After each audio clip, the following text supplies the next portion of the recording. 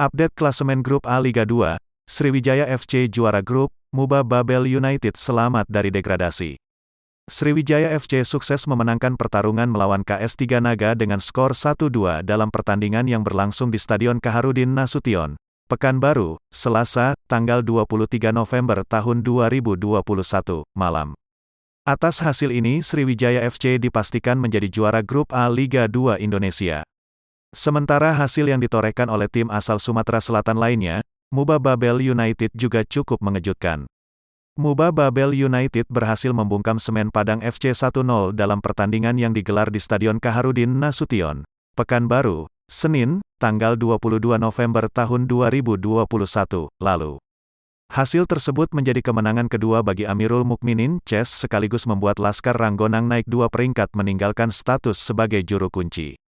Dengan kemenangan ini, Muba Babel United dipastikan selamat dari degradasi.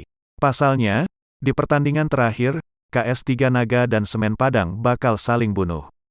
Sehingga apapun hasil pertandingan antara Semen Padang vs KS Tiga Naga, tidak akan mempengaruhi posisi dari Muba Babel United. Jangan lupa subscribe, share, komen, dan like ya!